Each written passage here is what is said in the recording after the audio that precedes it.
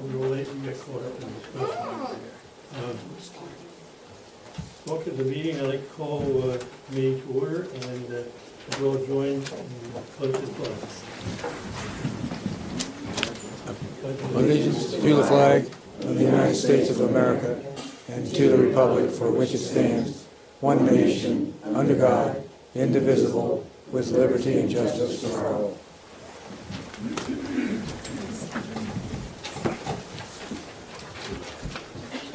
Welcome again, and does anyone have any public comments on the agenda items as they're listed?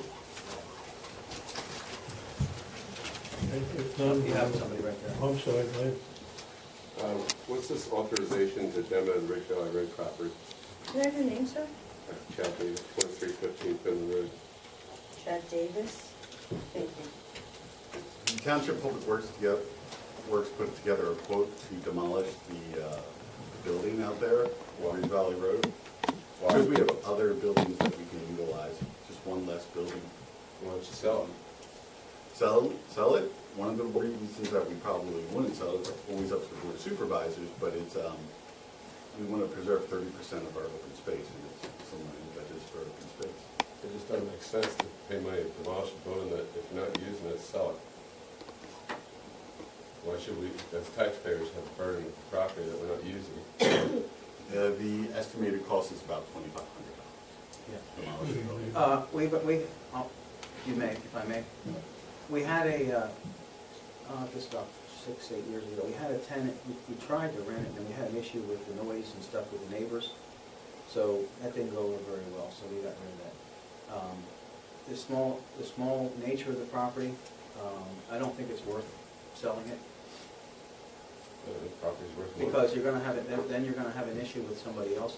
We do want open space, and the easiest way to get rid of the headache that we have there with the building, that we don't need, and that we don't need to spend money on maintaining, is to get rid of it. Right, one of the other things is it's zoned residential. Right. And, then you'd be trying to find a commercial use in a residential zone. And even more than that, the property, it's a building on open space, and the land underneath the property was probably dedicated to the township for a specific purpose, or the township acquired it as open space. And so to use it for anything else, if you were going to sell it, you would, number one, have to put it out to bid, and number two, you'd have to go to court to get approval to sell the building to someone else under the Deeded and Dedicated Land, Donated Lands Act. So the cost of that is more than the cost of demolishing the building. So demolishing the building is actually the least expensive method. And not only that, but we can fix the issue that's happening out on Ridge Valley Road. Currently, there's water coming out on Ridge Valley Road, and then we'll be able to fix the ditch. Lots of reasons. Right. Any other comments? Not, we'll move ahead. Want to announce we're going to be holding an executive session tonight after this meeting, and we also had executive sessions on the 6th of March and the 14th of March.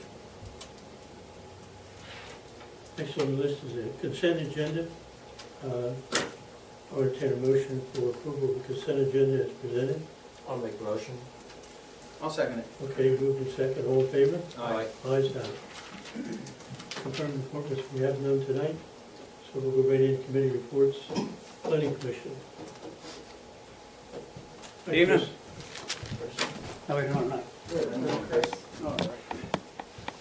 So Planning Commission met for the first time of the year last week.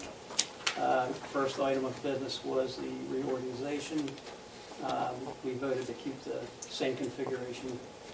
I am the chairman, Alex Ulmer is the vice chairman, and Tim Ruth is the secretary. So, stuff is. First applicant, we had 4 applicants actually, was Sketch Plan Eastern Montgomery Properties. They're in the PC2 district out on Old Mill Road, second lot in from Forest. They're looking to build a 9,000 square foot building for equipment repair, equipment repair shop. They own a site construction company. They actually own 2 lots there. They want to merge the 2, totaling 1.97 acres. They also want to construct a 6,600 square foot fenced storage area.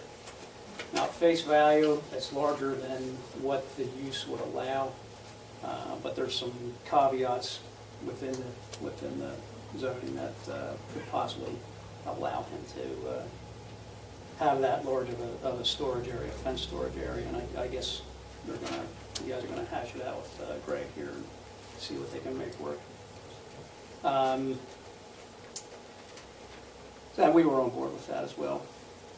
They would need to do a holding tank for septic.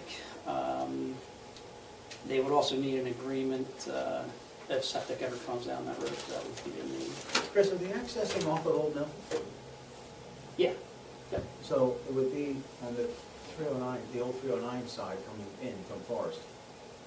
Yes, if you're coming in from Forest, it's the second lot in on the left, well, second and third. Well, was there any discussion, talk about the road? Yes, Yeah. I'm getting to that. Oh, okay. You're very intuitive. Yeah, thank I'll you. give that. Okay. So yeah, I'm just about to get to that. Okay. Street improvements. Steve has suggested waiving curb and sidewalk, as well as a traffic study in consideration of road improvements from Forest to the site. And they seem agreeable to look into that. I guess that's another thing that the zoning man and Steve will hash out with them. Okay. So, I guess that was that for them. Next applicant was Gottwalls, and I believe you guys are here tonight. You're going to present? Okay, so I'll be brief. They're a minor subdivision, looking for preliminary final in the SR district. We're on Detwater Road. You're familiar with the Detwater Farm. They're an adjoining property to that. It's, what is the acreage here? They want to subdivide 10 plus to a 1.73 acre lot that would have the existing house, and then an 8.24 acre vacant lot, which we call Lot 2. Lot 2 would be a lane lot, which would be continued to be farmed. They want to continue to farm that property, consolidate with the existing farmland around them, and what that water's accurate. So that's the crux of this project. How's the sewer being handled there, Chris? That will be TBA, tougher, sewer and water, yeah.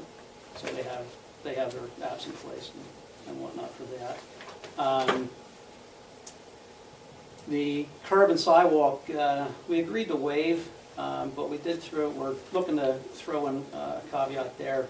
If the 8 acre lot is ever developed with more than one home, we want them to have curb and sidewalk to continue from the existing 4 lots, 1 and 2.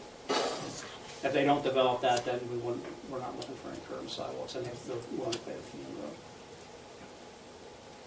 So you have a position that you're taking? Pardon me? Are you taking a position until it's decided on? We were on board with that idea, waiving sidewalks unless the larger lot is developed with more than one home. You have curb and sidewalk coming up from, was that Providence 2? Okay. Ends at the end of Providence 2 there. We also have curb and sidewalk on the other side of the street, coming all the way up to Right, yeah. your development. Very well. So we're recommending conditional preliminary final. And like I said, they're gonna present, I guess, in Steve report. So that was the Gottwalls. Third applicant was Caroluzzi Maintenance Truck Repair. They're out on Old Mill Road at the corner of Old 309. They came in with a sketch plan. They're looking to add 1,181 square foot additional truck bay to the front of the existing building. It's in the PC2 district. The new zoning that we had come up with back in, I guess, in 11 would allow what they want to do, except for we might have some problems with parking. So they own They also own the adjoining lots out on the corner. There's a antique business there. Where they used to have rental trucks and stuff there, Yeah, right? yep. Yeah. So they were agreeable to at least joining one of those lots, maybe both, with the lot that has a truck repair service on it now, to allow for additional parking. The street improvements, you've seen it out there, it's just wide open paving and stone, there's no curve or anything right around the corner, so we at least need to have some controlled points of access is what Steve's gone. So that's something they're gonna come back with in another draft. Another issue we had was buffering.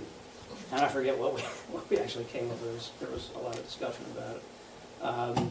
They didn't really want to have too much for buffering because they're all big trucks and a fence wouldn't hide the truck. It would only hide the bottom half of the truck.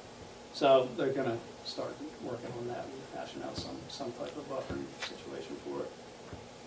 So they're going to come back. We didn't really act on that at all. So that was Carl Uzi. Okay. All right, so and the last was Fresco. Fresco brought in a sketch plan for a lot line adjustment. They are in the process of picking up some property from Rockhill Mennonite Church, which is now Ridgeline Community Church. Paperwork's in place. They are looking to pick up 1.6 acres of adjoining property to allow for expansion on the rear of the Fresco property. So again, this was just sketch plan. Everything seemed okay with it.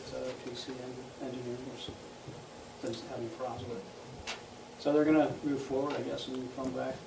I guess they don't own the property yet, I guess they're gonna get our input. So that was it for us that night. Okay, any questions? Nope. No? Good job, Chris. Thank you. Thanks, Chris. Make a motion for approval. Yep, I'll make. Planning Commission report? You made the motion? Or- Yes. Yeah, okay, I'll second it. Oh, okay, all in favor? All right. Thanks, Chris. Thank you. Appreciate it. Chris. Park and Rec. Our fear park and rec is finally here. All right, pretty quick and easy. We're official, Little Free Library. We have our charter, so it's awesome. So we actually have a plaque. We're going to start have a dedication ceremony April 20th, 8:45, right before the fishing derby. So it's something that we're kind of, we finally see it all coming together. It's finally going to be here. Dedication ceremony is going to finalize everything from when Kelly introduced it initially. The Little Free Library is just something awesome. We're going to be on a map. I guess it's registered and it's all, we have the charter. It's just a matter of putting it on a map once it's set up. So once it gets set up by the fishing derby, right, Craig? Right. We'll get all set up. We'll be all set up. I appreciate that. And we do have a steward. Robbie stepped up. He's going to be a steward. He's going to check in weekly to make sure there's books. It's clean. It's kept. It's maintained. And Suzanne has a little library. I think she's got one in her office to help fill if we need some backfill. So we're going to be able to take care of that. So I think that's awesome. And that brings us to the Fishing Derby, which is April 20th as well. That will be right after the Little Free Library. Kind of have about 100 kids possibly, hopefully, on that day. And then we're going to have, the access to that Little Free Library. So you might have to bring a couple extra books over there. So that's awesome. So they can share. Just want to say, this is our 9th year of the Fishing Derby, so it's pretty awesome. It's been 9 years since its inception. I appreciate the supervisors supporting it and always giving cash donation for some prizes, so I appreciate what you guys are doing. I want a special thanks to Jay for spearheading a lot of sponsorships throughout the years from the beginning. Door knocking and finding sponsorships and finding money to fund it. I appreciate anybody that's given to the Park and Rec. Hey, I just want to add, we should be thanking the businesses of the community. And Suzanne does a great job by listing and putting a billboard up down there of who sponsors it. And we patronize them and thank them as much as we can, because without them, we wouldn't be able to do it. team effort. It's a team effort, yes. So I just want to say thanks, guys, because you supported and all helped us out.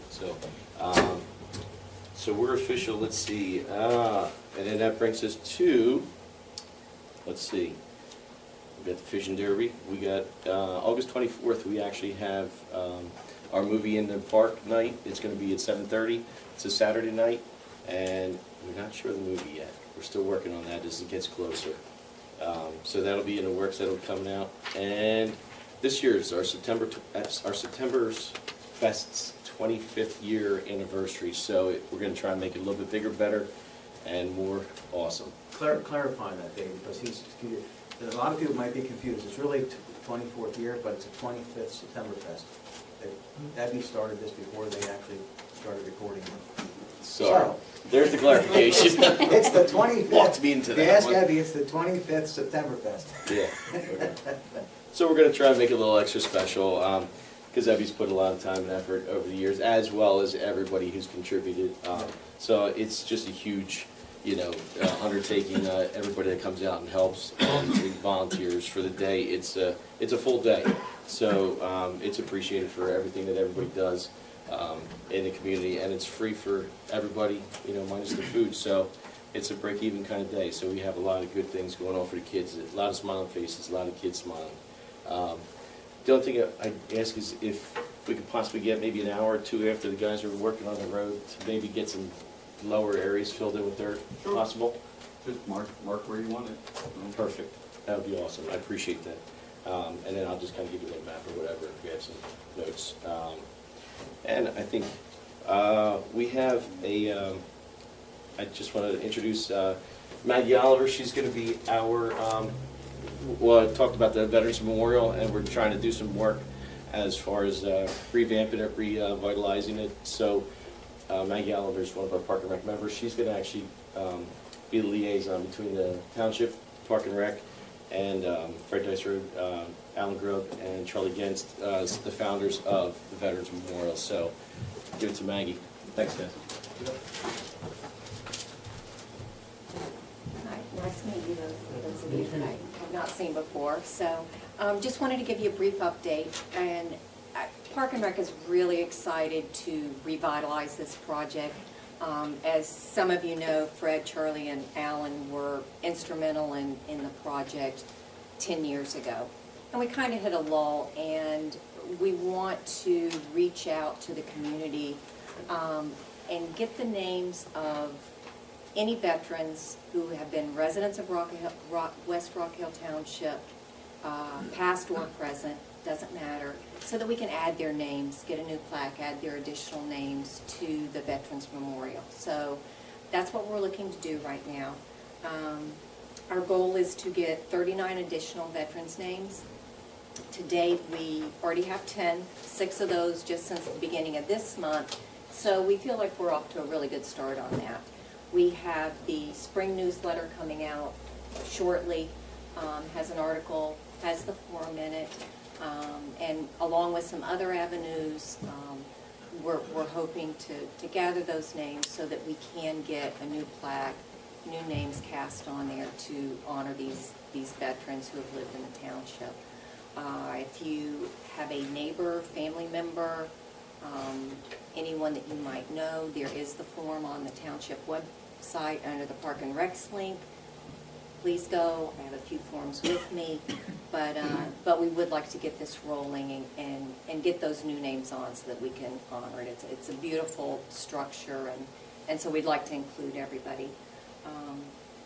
So if you have any questions, you can see me after, but I want to get going on this. Thank you very much. Thanks. Thank you. Could I bring up something now? We need to appoint the 3 new members of the Park and Rec, Bonnie Stump, Doug Hanson, and Jody Qatar. No, you don't appoint them. There's one position. There's only one position that's available, so that has to be decided upon who we're going to appoint to that position. The others would be Alderman. I understand, but Okay. we have to We got appoint all 3 to some position. Is that correct? Yeah, you'd have to make a motion who you want to appoint as the members. But you have And do the two Yeah. boards, that was my point. Okay. I didn't understand. Why don't we do it officially? Dave, we want to make your recommendation from the rec. Your recommendation? Yeah, it was Jody Guitar. Okay. I'll make a motion that we accept the Park and Rec Committee's first choice. I'll second that. Okay. Okay, all in favor? Aye. Aye, ayes have it. Thank I would suggest that And now we we have have, a lot of good candidates. you. Oh, we're good. we need to Keep appoint, going. we need to appoint Doug Hanson. Doug Hanson and And Bonnie Bonnie Stumpf as alternates. Yep, I'll make that So motion. moved. And I'll second it. All in favor? Aye. Aye. Aye, Thank you. Thank you. they're done. Thank you, Dave, good job. You got a busy schedule there. Okay, next item on the commission reports, and I see the chief sitting back there anxiously waiting to get up there. That's all the good news. All right. Hey, chief, how are you? Good. This is the March report listing the activity for Pennridge Regional Police for February. The department handled 510 calls for service, 219 were in East Rockhill and 291 were in West Rockhill. We handled 31 traffic crashes, 14 of those were in East Rockhill and 17 in West Rockhill.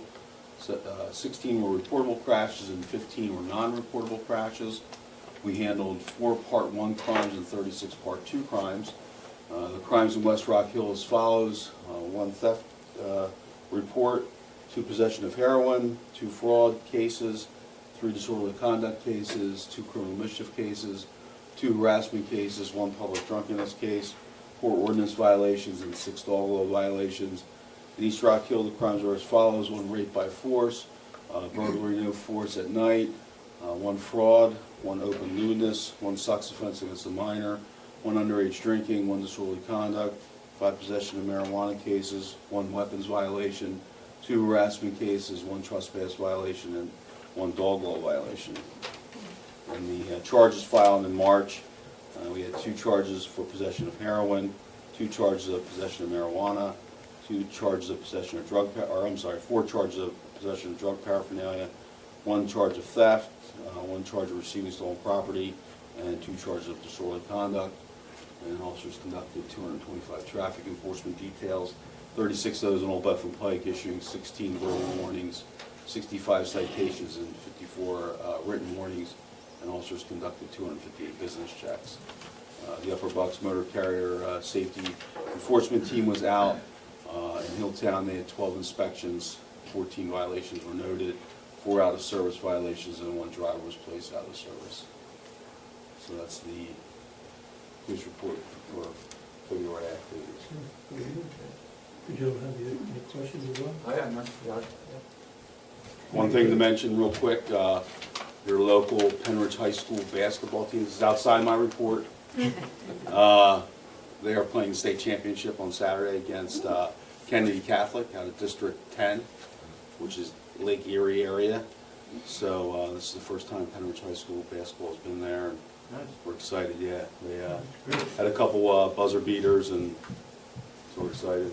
Faith Christian Academy made it to the Elite Eight. They were knocked out by Sankofa, so it's exciting for sports. And our local Lou Trevino, who's a West Rock Hill resident, is pitching for the Oakland A's, and they're currently in Japan. So it's all the useless information I have up here.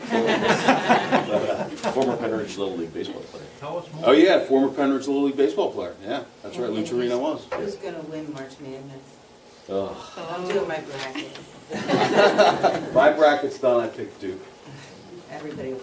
You got a pretty good shot. All right, Frank had a question. I just have a That's right, question. sir. The roadway alongside my property was tore up yesterday by some type of vehicle, the ditch, and it's really deep. Is that PennDOT's responsibility to straighten that out, or mine? Well, if it's on your property, it's yours. But if it's in the ditch, it would be PennDOT. So, if I Can walk- it be classified as the ditch? Yeah. Yeah, it would be PennDOT.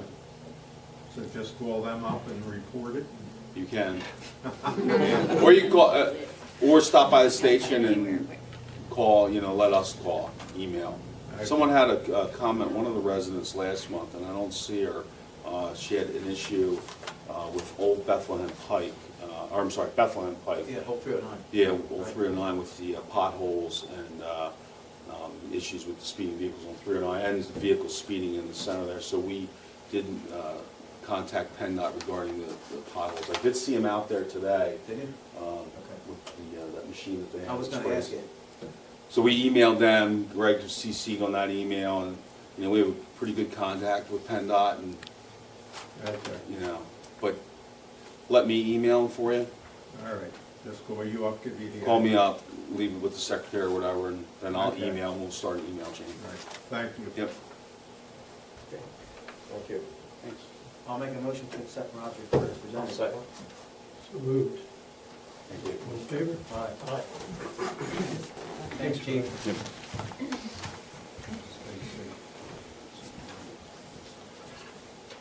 Okay, next item, committee reports is Park and Rec. No, I'm sorry, Joint Rec. Sorry, Jim. Yeah, that's okay. I missed the check. We had our meeting on the first Thursday of the month. We focused on a couple of different things this month. We're getting close to the start of the season, so we were focusing on the snack bar plans. We had our new snack bar. The lady who is contracted out to run the snack bar this year was there, and she ran us through all the food they were going to use and some of her plans. She's already staffed up and ready to go, so that's good. And the other thing we talked about was pool painting. We're going to paint, we have to paint the pool this year, and this year we're going to try something a little different, use a little more expensive paint rather than the cheap commercial paint. Hopefully it's going to stick a little better. So we have Dave at Sellersville already called him today to get a date to start doing the painting, so. How's it look? How's the pool look? The pool looks good. We did have an incident this week. I have a video for Rod. Suzanne was over on the weekend and found out, she was talking to the skateboarders, and the skateboarders, they really keep their area cleaned up there. They use the old tennis courts up there. And when they left, there was a bunch of kids playing on the basketball courts. I had video of them. As soon as the skateboarders left, those kids ran down there and tore the whole skateboard park apart. Tore it to pieces. And I talked to Chief Blake today about putting it out on social media and see if they knew who they were. They were a group of middle schoolers. So we had to catch this. So anyhow, the skateboarders are putting their park back together, but we do have it on video, and I'm gonna give it to Chief Blake, and I'm gonna see that it gets out on social media to find out. 'Cause apparently these kids come there all the time to play in the park, so. Yeah, So anyway, that, somebody trash it. yeah, so that, I'm glad we had those cameras available so we could get that video. Hopefully somebody will know who these kids are. It's a shame. It is. I think That's- we're making the right move on the paint, so Yeah, I think so too. the investment will be worth it. Yeah, last time, it just hasn't been holding up more than a year. In fact, last year it started chipping. It chipped before. It chipped before the first day of the pool opened up, so Get what you pay for. you do, you're absolutely right, Tom.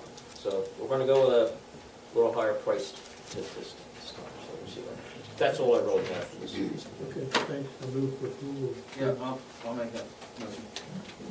All in favor? Aye. Aye.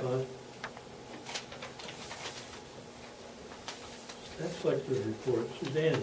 Okay, our annual tax is, bills went out March 1st, they hit everybody's mailbox at that time. Annual tax is $51,823.79 so far.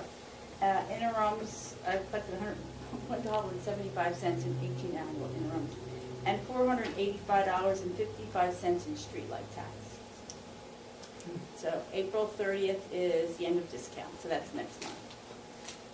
A big pile of money then, right?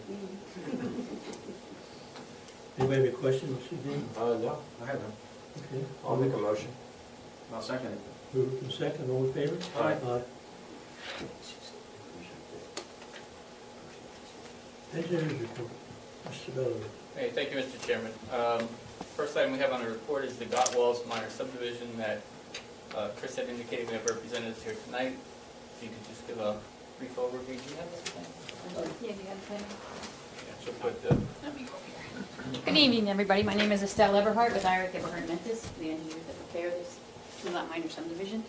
With me, I have Brent and Julie Gottwalls, who are the owners and applicant of this site. As Chris indicated, this is on Detweiler Road, south of Providence 2, on the west side of Detweiler, is somewhat, Rosecliff is almost opposite this as well. It's the townhouse subdivision. The Detweiler's proposing to subdivide this 10.3 acre lot into two lots. On the large lot in the back, they'll have a flag access out to Detweiler, will be 8 acres. It'll be vacant and used for farming with their adjacent property, right about where the north arrow is on the plan. And the existing home will be on 1.7 acres, with the appropriate frontage along Detweiler Road of about 500 feet. Currently, that lot is served by on-lot well and septic, and part of the subdivision is they will connect to public sewer that is in Detweiler Avenue, about 300 feet down, or actually it's right at the north end of the site, Providence 2, it's the sewer extension, and they will connect by lateral within their property. And so therefore there are no road improvements proposed, as they indicated. We're looking for a fee in lieu of, and that's about it in summary. Could I ask you a question? Sure. How far off the road will the house be? The existing house is there already. It's about, the front setback is about, 50 feet? Okay. So, yeah, there's no change, there's no public, Less than public, 25 yeah. feet. Yeah, it's within the, yeah, it works with the existing setback. Okay. So there's no improvements proposed with the exception of connecting to public sewer and possibly public water. and I think one of the things we had a lot of discussion at the planning commission, because we always had concern of, we're creating a building lot, what are your intentions? In my understanding, I think Estelle touched on it, but this property is in family ownership. The Detweiler farm is in not the exact same, but similar, a family trust or some family partnership. But you intend to farm all those properties as one. So it's Correct. not, you're not doing this to create a building lot per se, even though it is a building lot. It was part of the original farm there. So that was one of the reasons the planning commission was agreeable to the idea of waiving the road frontage improvements, because there wasn't imminent development proposed on the property. But with that caveat that should there be future development of that lot into multiple properties. That would be addressed then? Then we would address the road improvements. That's good. So we have the review letter from Steve dated January 24th, as well as a ACPC review letter. I don't know if you want to go through them item by item, or if we just want to touch on. Normally, the board just wants you to talk about items that aren't will comply. I don't know that we have any of those, except for the discussion of the fee in lieu of. So. Is there, but do you think there's anything, Steve, that? That's what I was just double checking. Yeah, I'm just looking, line 1's no issues, 2's no issues, looking at his letter. 3's fine. Stephen, already do not comply. No, I don't I don't think there think is. so. And just so you know, the DEP did call me about the planning exemption, and they're gonna issue that. They are? She had a question for me, but she's fine with it now. Okay, good. That'll be- So that was one of his items, is to get the appropriate approval from DEP. And I don't know, did you mention that you're purchasing EDUs for both the properties? That is correct. So the existing house will be connected and they'll own the connection No for. one EDU for the 8-acre lot. What about water? I know here that the current house has an on-site well, but the Telford Borough line goes in front. So for the other lot, what are you thinking about doing for water? For the existing house? No, for the new lot. Nothing at this point. And we haven't discussed the need for a connection again since it's vacant. You're not building on a new lot, so you're not proposing anything at this time, but the public water is available. Correct. And when To such the time, the property. future development, yeah, then they have to Yeah, get the development. appropriate connections for You the. reserve the EDUs. Comfort didn't want you to buy that now? I don't know if we've gotten that far. We've had some initial discussions, but, Okay. you know, it's a And make you're or break okay with situation. A fee in lieu of for open space? Yes. We determined it wasn't appropriate for this particular school.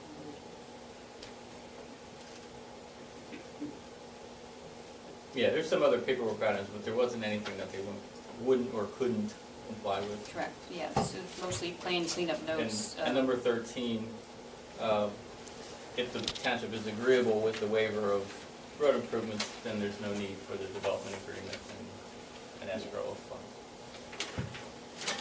Right, and at this point, there is no public improvements. I don't Developer. have issues with it. So, No I- questions? yeah, I'm good. We're good. good. So Steve can make a proposal for us to do. Do we need to act on the waiver on the fee in lieu of, or is that? That'll be worked out by the staff? Yeah, we'll Price? discuss that. So at this point, now you just need to authorize the solicitor to prepare the... I'll make that motion to authorize. Resolution. I'll second. Move to second, all in favor? Aye. Thank you very much. Yes, Next Estelle, thing how you will- doing? I'm good. Good. So next thing will be in something for you then, on Yes, Okay. I have your email address. Yeah, So I'll yeah. get it to you before the the, meeting. yeah, you know where to find me. Okay, great, thank you. Otherwise, although not specifically listed, I did want to report on two other things. My plan status letter was in the consent agenda. I just wanted to note one thing. Butter Creek Builders, which was noted for a time extension, he had submitted a time extension before tonight's meeting, so he gave another 90-day extension, so that's not an issue. He actually came and met with me, so he's considering his options on how to revise his plan and keep the project moving forward. And the other item would be, we have the Hanson and Hanson lot line adjustment subdivision plan. We have the record plans here, so after the meeting, we need to sign the meeting. We approve on Chris, if you want to do that also, that would be a help. They have everything taken care of. I think, Mary, you have the right-of-way documents and all the That's paperwork, correct. all the paperwork for Hanson, so they're in good shape to go. That's all I have, unless there's any questions. Okay, entertain a motion for approval of Steve's report. I'll make that motion. I'll second. Move to second, all in favor? All right. Ayes have it. Solicitor's report. Is I that, don't have anything under my report this evening. you've been very good boys, huh? Good trouble. That's right. Good. Okay. So we'll have one, we'll approve. Township manager, Mr. Whitaker. Thank you, Mr. Chairman. First item is the treasurer's report and the bills list. The general fund has $447,749.14. Highway aid, $63,654.32. Open space, $883,571.72. The park fund, $7,286.98. The equipment fund, $221.13, highway capital $126.84, street light $31,025.85. The reserve funds, the general fund reserve, $343,636.91. Open space Mansfield $50,599. Sewage maintenance fund $170,704.45. Stormwater $5,427.88, and the escrow funds $266,201.70. You also have a list of bills. Okay, anyone have any questions on the treasurer's report? I have none. I have none. And otherwise, I'll make the motion to approve all subject to audit, I'll second. including payment of bills. I'll second. Move to second, all in favor? Aye. Ayes have it, thank you. The next item on the list is the township will have to appoint a new township secretary starting April 1st, 2019. Judy is retiring. So, board has to make a motion to appoint a new township secretary. This is for Judy.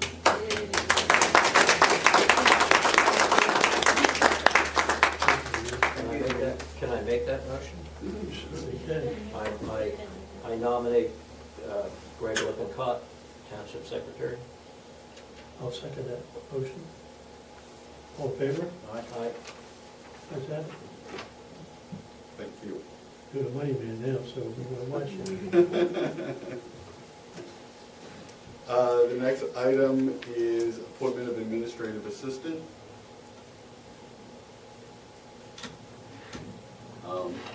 I recommend that the board appoints Linda Symes as administrative assistant. She has over 25 years of experience working for a township as a township secretary. I would make a motion to accept that proposal. I'll second. Okay. All in favor? Aye. Ayes have it. Sounds good anyway. Thank you. The next item is Land Development 551, Green Top Management. This is a very old subdivision. There was a road in there that was never named. They suggested, the developer suggested Marshall Lane, and with the board's approval, name the road Marshall Lane. We have a letter in your packet from the Sellersville Post Office saying that Marshall Lane is okay. Another one in the Sellersville service area. I'll make that motion. I'll second that. Give a second, any discussion? Nope.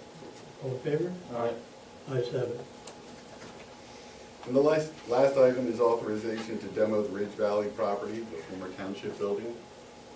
We have an approximate quote of $2,500. We can also fix the ditch work while we do that. It should also be noted that the ditch work is causing a lot of water buildup on the road, frozen in the winter. It's causing a big problem there. And really, the cost to repair that was A lot more. To replace the pipe, which the township doesn't like to do, we like to put in those Trench gate. trench Yeah. grates. That would cost $25,000 for that whole length. Yeah. So we're talking about $25,000, probably plus a new roof for the building. So we're probably getting up to $35,000. Plus a PennDOT permit to do the trench gate. Yeah, right. Right. Compared to $2,500 just to demolish the building and move the equipment to And another. make the Ridge Valley Road roads. And you have you also have the zoning issue. Yes. Well, yeah, if you ever went to sell it, you would have to, it would be a non-conforming use in a residential area. Jim, did you say you made the motion? I will make a motion. Oh, yeah. I'll make a motion. Okay, I'll second that motion. Okay, we move to second, any further discussion? If not, all in favor? Aye. Aye. No? So be it. That's all I have. Okay, what was this? I have one thing, Okay. and that is the ditches. The ditches on the state roads, the state-owned highways, that we've discussed numerous times. Frank brought up an issue, there was an accident or something on his road, but I noticed driving around that there were several areas on Allentown Road where there's debris in the ditch, restricting the water flow. It's very obvious on Ridge Valley Road. Is there a possibility that we could send a letter, another letter? Or get a plan? Can we have a plan of I've been writing yes. every 6 months to do Ridge Valley Road in the S-turns. It's never been done. I've been writing for the last 4 years for County Line Road to be done at, what is the ladies, that right off of, Yes, right, right. I forget her name, but I've written about It's that. the only house on County Line Road. Yeah, it's the only house on County Line Road that's by the quarry. I've written Her about name's that. Marge, I forget her last name. March Pittsburgh. Yep. Yeah, right, yeah. I've written for the last 4 years to PennDOT. Can we also ask for a plan regarding Cat Hill? Okay. Okay? I can, Allentown, Ridge Valley, County Line, Cat. Thank you. Somebody told me there's a pothole on the road, it goes past Highland Park, extension of State Road. Looked like Chevrolet road. Okay. If it's before the S-turn, it's us. If it's after the S, the first bend, it's Hill. I think it's before. Okay.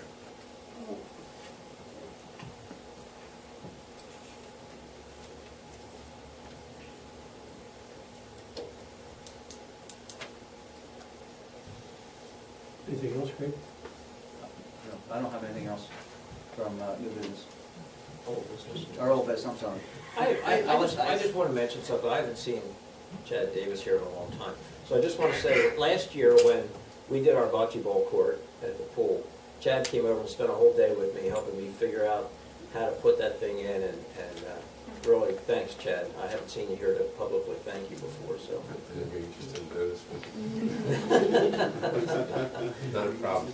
Chad It's my actually, pleasure to work with you, Jim. yeah, Chad actually took me up into the Davis feed and figured out a mix that we could use to have a really nice bocce ball court. It's worked out really well, so thank you, sir. Thank you.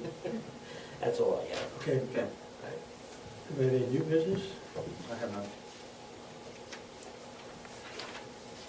Oh, no, I'm sorry, no, I don't. Okay. Public comment. Any questions? Yes, Frank? Frank Schimendar, 1030 Allentown Road. Jim, there was some type of agreement that Allentown Road is not going to allow trucks over 45 feet, is that right? Correct. I don't know if PennDOT got their signs up yet, but, yeah. Okay, my question is, how's that going to be monitored? Because most of the tractor trailers today are 53 feet. Right, I don't know. That PennDOT made that decision and sent us a letter, so we can, I guess we can look into that and ask them how they're gonna monitor it. They were gonna put signs up at Ridge Road and then all the way up where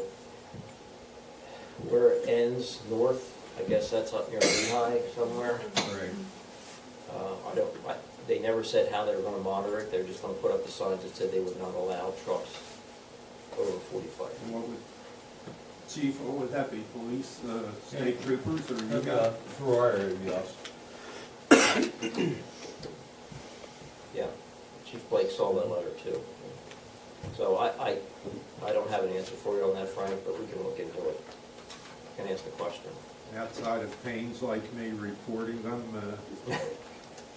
Well, that's how things get done, right? okay. Oh, I can back you up too, I haven't seen them too. I don't think they put their signs up yet, so. I didn't see them when I was up there. So, well, I'll take a note. Maybe you could assist Craig about following up with it. I think there should be another sign, if anything, at the twin churches. Yeah, there should be In that several area. signs along the road there, yeah. It's a long stretch. Thank you, Frank. Put one on my property too, I got 3 now. Paul Raisner, 1402 Lawn Avenue. Just an update on the open space cornfield flooding that I'm having. The last storm they had, the big one, they rushed down and cut the pipe for me. That's caused more of a problem. There's a huge crack on the road now because it's going over top of the pipe. I wanted to get to this meeting and get out early before the growing season starts and plead with you gentlemen not to let them plant that corn again. Every time they plant corn, it's like alleys of water coming right across the street on my property, you know, and turn that open space into grassy land if you want open space, but to put a product on there like that corn, it's not working. It's just shoving all the mud, and he's done it for five years in a row he's done it. He's put corn in, the farmer. You know, you guys are gonna have to step in. That's the only way we're gonna cure it, and we need a bigger buffer. I mean, they tried the little buffer, that didn't work, and now they tried this pipe, that didn't work. All I'm saying is, please don't let them plant corn again. I'm tired of getting muddy driveways. Thank you. Okay, thank you. Look into something, get something done. It's been a problem for many years. Any other comments?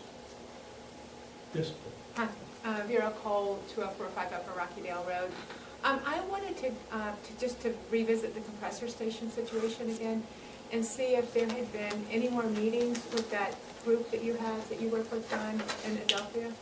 Yeah, for those who might know, we have, in addition to what we've done in the township, there's a group of 5 or 6 people who joined together and formed a Concerned Citizens Group. And we've been having communications, written and verbal, meetings with the people representing Adelphia.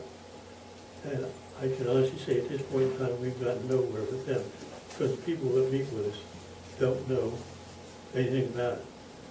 And they refuse to answer anything concerning what's what, because we've been trying to get the plan since back in early December. The bottom line is we've learned that they don't own anything yet. They just have set up a company. The other people we've been meeting with, the last meeting we had, which was February 21st, there were 11 or 12 people from the executive level, supposedly. None of them knew anything about compressor station. They never owned one, never built one, never operated one.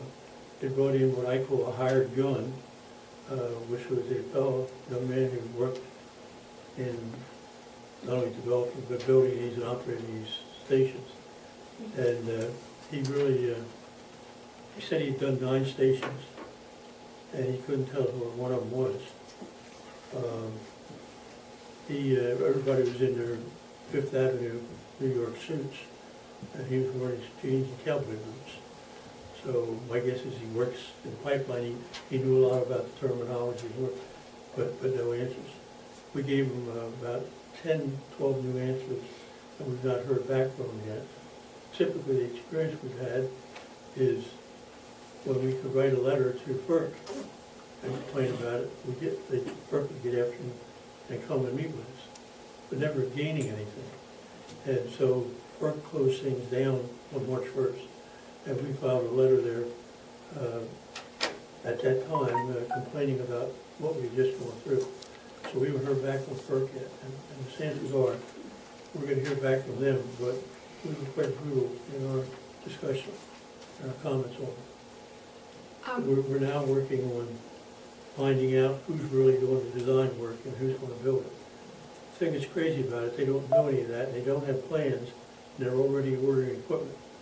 So they told us. So that's pretty much where it is, and everybody should get the pen and pencil and write to FERC. If we don't have a website, FERC can make available who the person is, top of FERC to write to. They're not officially accepting any more letters after March 1st, but I think they get letters, they'll start getting some action. I've been trying to work with Craig Stats, the committee head, Craig Stats, and Fitzpatrick. And I've had some very heated discussions with Fitzpatrick's office. He's promised to come to a couple of meetings, he never showed up. Craig Stats did the same thing. And I think they don't want to get involved. They wrote a letter that said they don't want it in that location. That's all they've ever done. And that's not very adequate from what we're faced, because it's not just going to be West Rockhill that's going to be impacted if anything ever happens. Because when it happens, it could take out the whole community. And so it's a serious issue. So a couple of follow-up questions. Thank you for that detail. Are the letters that letters that are written to FERC after the March 1st deadline, are they available on the docket? Are they publicly posted somewhere? Those letters were written all before on the 1st of March, the last day. I didn't see them on the docket. They're not, there might be a slight delay in posting them, But they should be available on that Yeah. docket. And so, and you are encouraging us to write, even though they've stopped accepting comments on March 1st, to continue to well, write. they FERC? stopped accepting comments on the EA on March 1st. Right. I think they're always have to accept comments on the project in general. Thanks for that clarification. And then the final question. In your discussions with them, has there been any serious consideration about why they selected the Quakertown site instead of the Southford site? That seems to be such a weak spot in the EA. The argument there seems so weak, and I don't understand it. Well, from a pipeline standpoint, it's kind of an ideal spot. It's not big enough, in our view. It's not as big as most of the other ones are 10 to 20 acres, or even larger. This is an acre and a half. One of the reasons I believe that they're doing it to do it, they own the property, and secondly, it's closer to the intersection of the pipelines, or the pipelines going east and west, and now this will be going north and south. And the proximity of that to those lines, I would think, makes their connection easier. So that's probably the reality of operational reality. Right, I can see that. That's, of course, not part of their written argument about, it's supposed to be the one with the least environmental impact. And the Salford site seems so much better suited. Yeah. than the Quakertown site. I mean, the Quakertown site doesn't even meet the minimum operational requirements as for They're putting their Salford. staging area in the wetland, on the wetlands. however you And wanna say it. Salford, wetland, and Salford does, I mean, Salford clearly meets expectations for a site. And it's within the optimal pressure range, it's everything about it is right. And they really just skirt the edges of it. You can tell there's an ulterior motive. They've already pre-selected this Quakertown site. And it's probably for the reason you just cited. But it's not supported in the EA at all. No. In the arguments they give or the data they show. And I just was curious if that had come up in any more detail or anywhere in your interactions with them. Well, even before the EA, it's something that, Don's group and when the staff would meet with them, we'd raise at every meeting. Why here? It Right. doesn't make sense here, why here? And their argument was because it's the confluence of two pipelines, and so that's the logical place to adjust the pressure, and that, if I don't sound clear in explaining it to you, it's because I'm telling you what they said to us. But, And it wasn't a satisfactory explanation then, so when I repeat it, it's still not gonna be satisfactory. And I'm not sure it's a legal explanation, actually, in terms of how they're supposed to make this decision and how they're supposed to evaluate and select alternative sites. That's not one of the criteria for doing it. No. It's supposed to be the minimum environmental impact. Certainly, it's not even close. Right. Right. Bottom line, the people in Delphia don't know anything about pipelines or gas compressor stations. They don't know. And there are a bunch of, pardon my term, figureheads that have no experience. And one guy has experience. He's a former New Jersey police officer, and they've hired him as a security. And the question I had on security, what do you need security for? There's not going to be anybody manning that station. It's only remote control. So why would there be a need for a security officer for that station? So the pieces of the puzzle don't fit together. They don't. And they obviously don't know because they're not doing it. Yeah. And so that's a real issue. It's been a very frustrating session. We asked for drawings, plans back in December 17th. They said they weren't ready. We'll have them probably early, mid-January. We'll make them fairly. Well, I think it was early January that Bucks County Conservation sent the plans to Greg. And they'd already had, and the plans were dated December the 14th. So This is not just the give you an idea of what we're dealing with. And we have some very qualified, good people on that committee, and both technically and other aspects of it. So we got to try to get to the right person. And Burke is a roadblock now, because that's what they're using their excuse. Because they always have the ability to come in and use eminent domain for it. So I urge you all to write to them, complain, anything you want to say, so them know there's more than just a small group.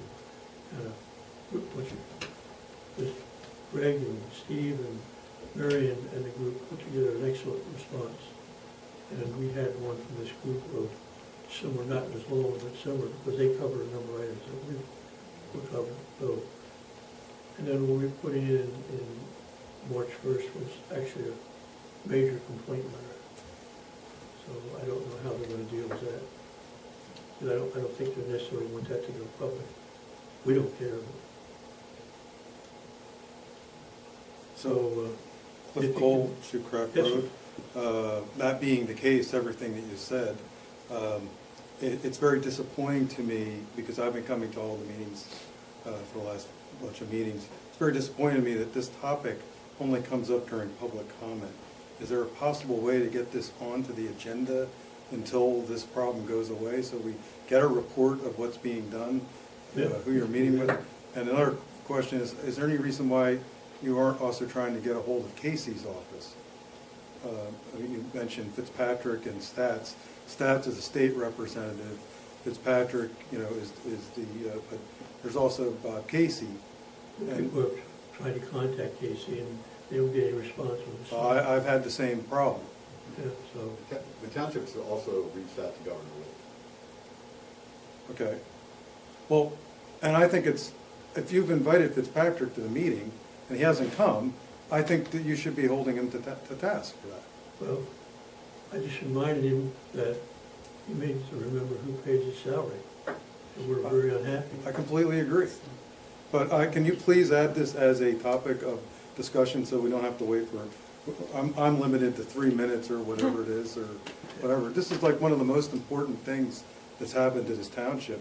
It's an environmental disaster, potential environmental disaster, and it affects many people in West Rockhill and also in Richland Town. You know, I think, in my view, it is at that location, it affects East Rockhill, Ferguson, Sellersville, West Rockhill.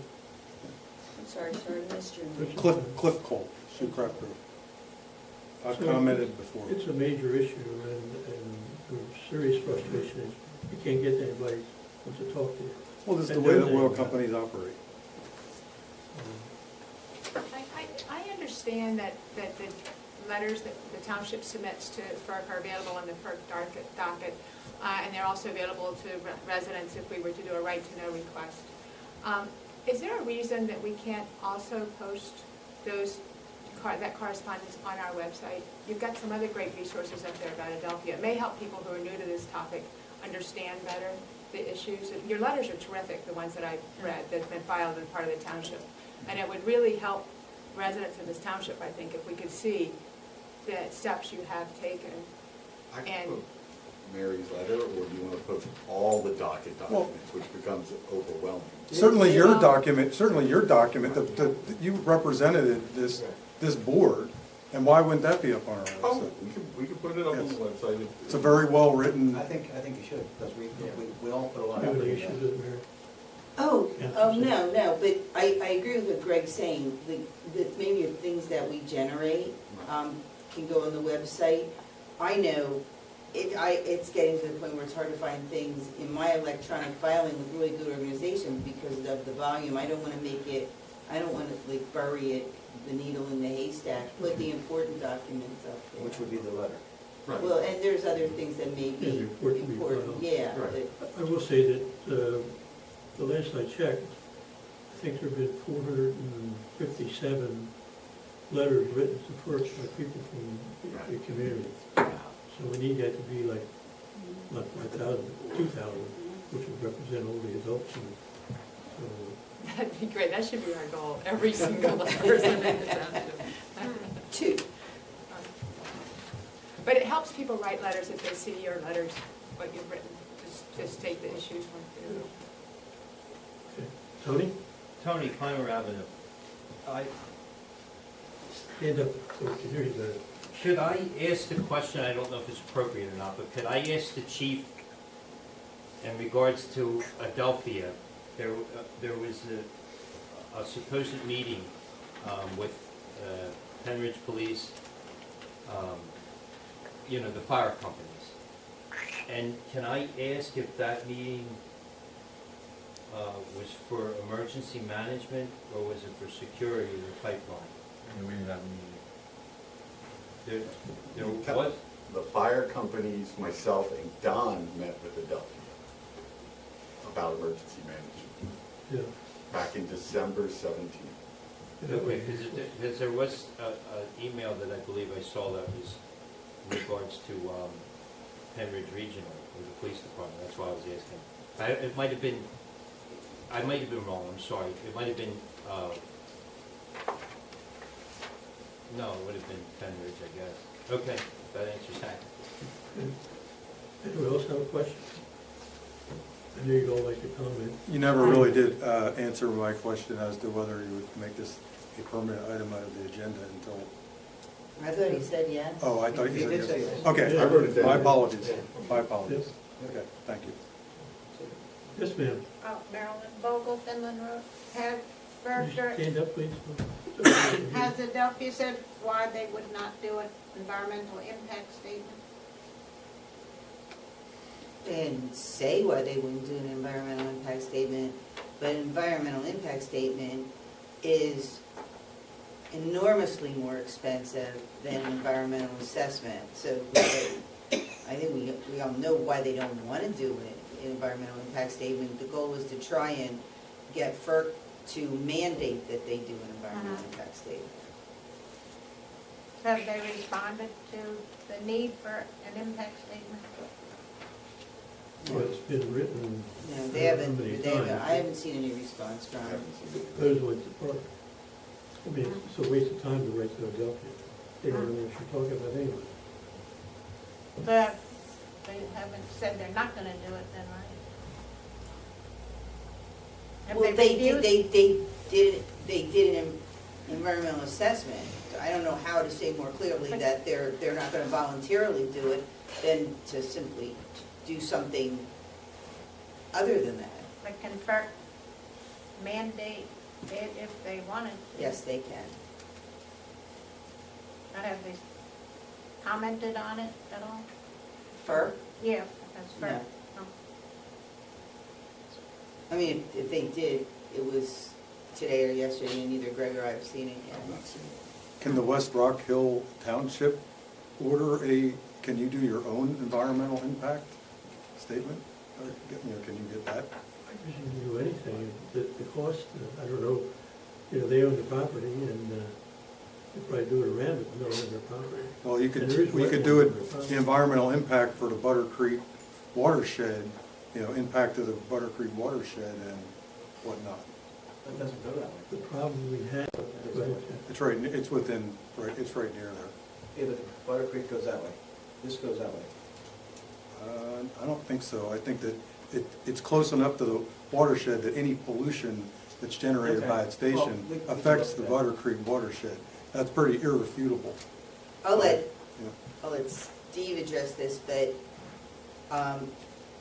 I don't know if you can effectively do an environmental assessment or impact statement or anything without having access to the property. Yeah. Or just their data in general. We wouldn't, the township wouldn't have access to all the information we need to prepare a full environmental impact statement. They gave, well, I guess, I don't know what time it was, we got it in late spring, early, we got a stack of papers, 8 by 11, about that big, almost 12 inches high, and all kind of stuff. And members of our committee, we all took a piece of it and read through it and so forth. We found that what we're hearing, what we're seeing do not match with what's on those pieces of paper. And the conclusion at this point, maybe wrong, so, is that this is standard sales pitch, so to speak. And we get that pile and they think everybody will be happy and nobody will read it and so forth. But we broke it up and broke it down pretty well. And they don't match what they say versus what's written, it's two different things. And it's very complex even to talk to a guy like Bob and tell him what he can write about. It's a very complex issue. Well, I would think you'd be mad as hell. If that station ever goes, there's a lot of trouble. And every one that has gone, and there are many of these around the country, the ones that have gone are big issues. Well, this is your turf, and you shouldn't allow it to Beg happen. pardon? This is your turf. You shouldn't allow these guys to come in. I would think that you guys are mad as hell. You're telling me that it doesn't add up. It doesn't add up. I'm sorry, I know we say this at every meeting, so you must have heard it every meeting, and it's public comment, so you get to stand up and say whatever you want to say. But it's not our turf. It's land within West Rockhill Township, but we, as a township, have absolutely no authority to enforce our ordinances against a federal project. I think It's the that's what sovereignty that is. clause of the United States Constitution, and the federal government takes authority over this.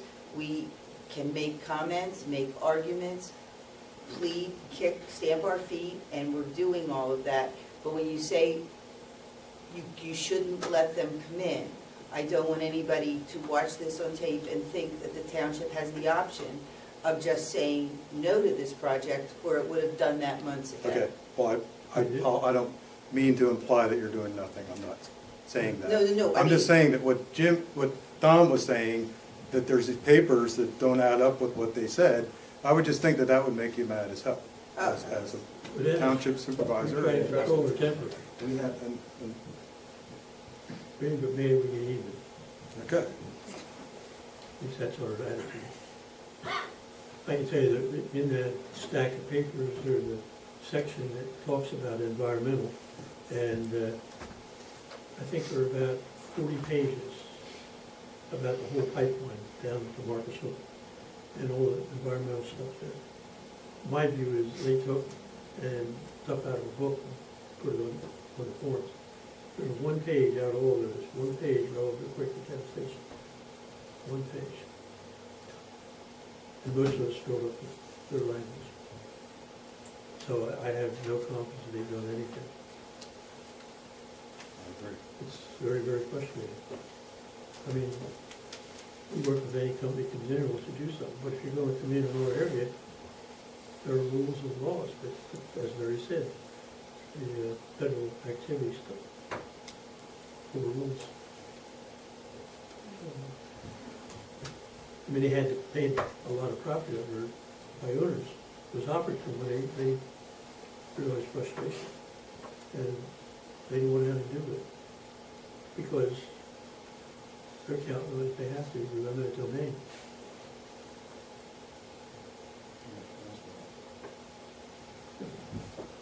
Okay? With that, May I have a comment? yeah, it's not more Sure. than 20 words. I'm sorry, I didn't hear what I'm you just said. kidding. I didn't hear what you said.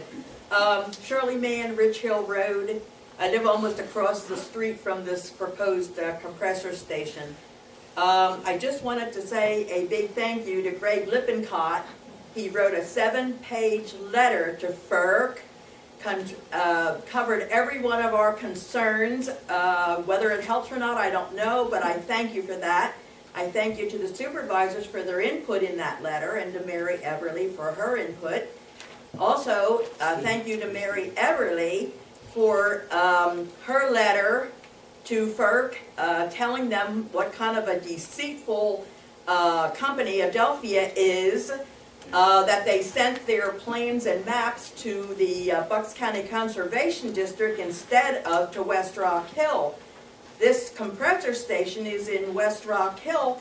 You should be the first people to get these plans and maps, and instead they're sending them to the Bucks County Conservation District, which is ridiculous. So anyway, a big thank you. I know this is an uphill battle. It seems like we keep hitting a brick wall, but we've got to keep fighting for this, against this, because this is not a good thing for West Rock Hill. Thank you. All three of the supervisors have given very stern instructions to the staff that anything and everything that we can do, we need to do. Keep fighting. We've also had some conversation, I don't need to close the book on this, but we've had conversation with PSAS, which is the Pennsylvania State Association of Township Supervisors, and their director has spent time recently with the head of the for other reasons relative to the state, and he was going to have dialogue with them on that. I haven't heard back from him. That was, I think, was down there last week. So hopefully we're looking for any avenue we can find to get in the door, inside the door, and have serious conversation. But I think the real key is getting to who's actually doing the design work and get that exposed to learn anything. We're never learning from FERC. They're not going to tell us, because they don't know, they're not building. And Adelphia doesn't know anything. I mean, they admitted the guy who's vice president would be, I guess, become the president. He told me in a side discussion after a meeting that, you know, they're a very skeleton company. They have no assets. Their net worth is about $5 million, which probably is all the salaries together. I mean, all the people that have been with it. And so they have nothing. They don't have any foundation. And they're a new division of New Jersey Resources, which is an investing company. And so New Jersey's coming in Pennsylvania, scoop up some of the funds over here. And this, by the way, is not Marcellus gas. This will be coming from Texas and Ohio and someplace else. And one of the reasons they have that station there, another reason there's here, is they have the ability to draw from that, and if for some reason gas supply doesn't work, they can pump from there up to March Creek. But that's all looking ahead. That's not part of this pipeline they're putting in now, the request they're asking for this pipeline now. So, that's out of the scope as far as decision-making should be, about where they position this station. That's their business interest down the road outside of this permitting, is my understanding. That's one of the reasons I think they're putting it where it is, because with the pipeline going up there and going down to Rockhill, they can tie these other two pipelines in with this unit, and they can move the gas pump wherever they need to. I agree with you, and but my point is, I don't think that's not legitimate basis for doing that, because for purposes of this pipeline, they're supposed to consider alternative sites with environmental considerations, and what they plan to do are future business interests that may involve, changes and tie-ins elsewhere is outside of that scope. And for this project and this station, what's the best location for that compression station in terms of environmental impact? That's different than their view. Exactly. And by the way, they are putting in capability for a fourth Right. compressor, so, Right. and they finally admitted that pretty well, so it's going to feed a lot of Philadelphia. They deny it, but I think my personal view, the gas is headed eventually to Europe. So, okay, with that, any other questions? If not, have a motion to I'll make that motion. I'll second. move the second, all in favor? Aye. Thank you all for coming. Very